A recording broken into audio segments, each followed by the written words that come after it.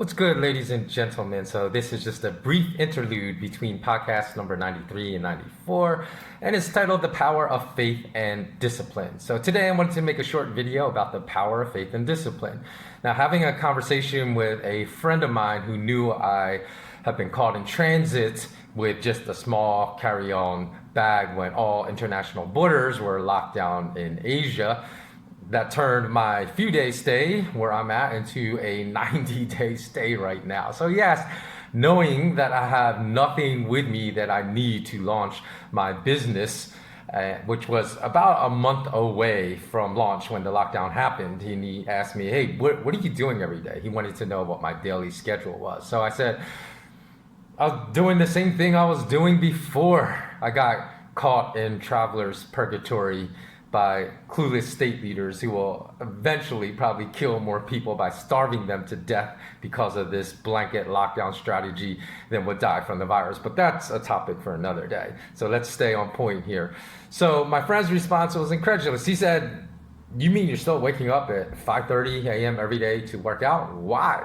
Why would you possibly still do that? My response was, because discipline is learned through habit. It's a habit of repetition, and excellence is a mindset. So just because I have to adapt to different unique circumstances now, I don't want to break either of those two practices, especially now, because discipline and excellence are the two qualities and characteristics that will get us through hard times. So in fact, in times of struggle and during lean times, this is exactly when you don't want to give up discipline and excellence. In fact, you want to elevate your levels of discipline and excellence instead of becoming some type of lazy Netflix consumer watching every single thing you possibly can on Netflix. So discipline and excellence is not something you can just turn on and off with a switch. So I didn't want to stop these habits because I knew if I did, that once the lockdown ends, that'd be a struggle to restart them. So why stop them at all? So let me tell you one quick story about discipline before I continue. So people misunderstand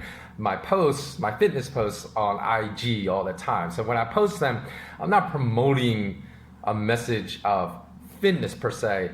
I'm more interested in promoting a message of discipline because I'm not a fitness instructor. I don't want to gain any followers that are looking to me for fitness tips, but I'd be happy to gain followers dedicated to discipline. And I can recall a discussion against my friend Elaine comes to mind when I was 33 and we were discussing fitness, and I told her, hey, you know, it was so easy for me to have like a really ripped physique in my 20s and having a really ripped like washboard kind of stomach without really doing too much, you know, other than just staying in shape as a, you know, as a kid in your 20s. But I said, as soon as my metabolism started to slow down when I hit my early 30s, I said, man, it's impossible to have like a six-pack.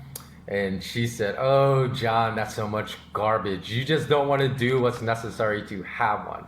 But if you really wanted one, you could have it. And we went back and forth, and I insisted, no, it all has to do with metabolism. If you have a great metabolism, then it's easier. And she insisted it was because of my lack of discipline.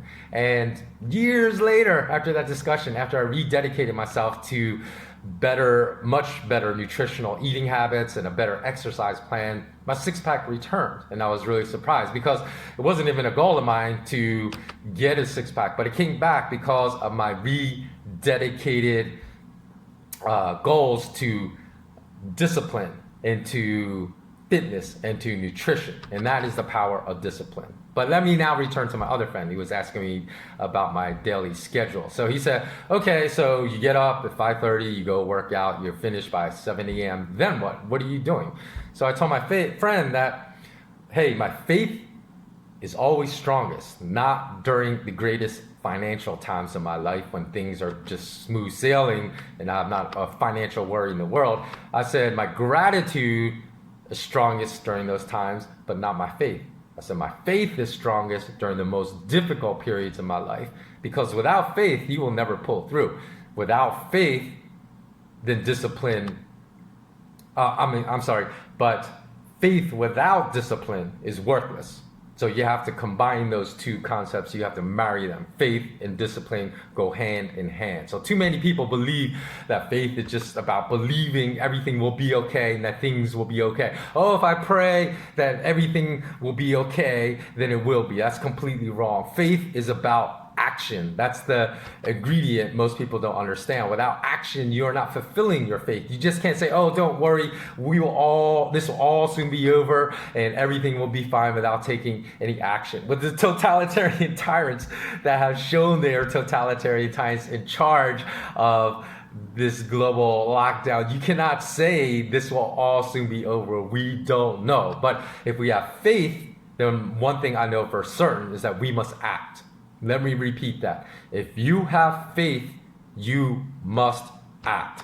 So at that point, I told my friend it became time to adapt to circumstances in my life that had drastically changed and made my life much more difficult. So I told him I spent a few days after the lockdown started brainstorming, writing down ideas, no matter how far-fetched and silly they may have initially seemed, and about how I could earn income during this lockdown. And then I spent a day ranking them from best to worst.